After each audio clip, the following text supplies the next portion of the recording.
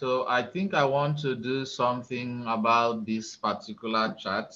If you go through the video I sent to you in terms of getting to understand how creating charts in macros VBA works, so you would have absolutely no problem trying to navigate how that works. But to solve for a simple chart like maybe quarter and sales, assuming you have 2015 here, you have 2016 and 2017, 2018, and so on and so forth. We would want to solve create a chart, a couple of charts using this particular value. Okay. So let's say we highlight this or not. It doesn't make any difference anyway.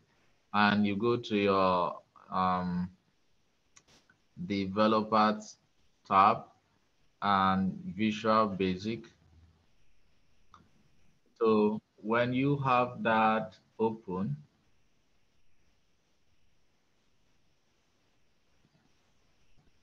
um, okay, I already have this open, but I want to start from the beginning. I don't want to see any of this, so because I don't want to confuse you. So I already put on this particular sheet. I think that's why it's giving this issue. So let's have a new worksheet, control new, and paste this here. Go to your Visual Basic editor. Perfect. So it's kind of new now, right? And the next thing we want to do is we want to insert a module. You click on the sheet and click on insert module. All right. So this is our workbook one. This is our book one, module one. So it's simple. If you want to do this, if you want to insert a chart using VBA, you have this is how it's this is how you start add charts, okay, because that's what we want to do. And for us, you can see just like you have in MS SQL or PostgreSQL or even Python when you import PD as pandas, import matplotlib, import your libraries, all right? In VBA, you also have a couple of those lines of codes that you necessarily need to bring in. So when you type in sub add chart, you are actually telling VBA that you want to add a chart. And what do you want to do next?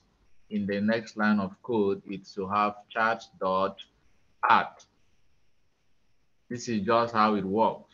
And this single line of code, if I run it, if I run this single line of code and I come here and click on run, okay, that's the just play it. If you click on run, all right, and then let's go to our Excel sheet that we just opened.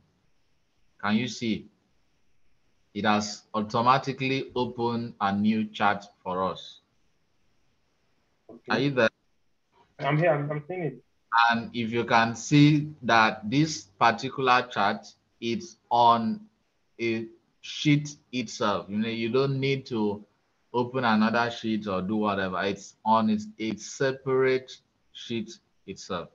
And in Microsoft Excel, let's say if I open sheet number 4 and then right click and click on insert, okay, I can choose charts. If I have a chart you want to insert, you can click on this chart and then click on OK. I don't have any chart. I don't have anything I want. I don't want a different worksheet to be here. Okay, so I'm going to leave it. But instead of passing through all these levels of creating a chart, Excel automatically does this for us.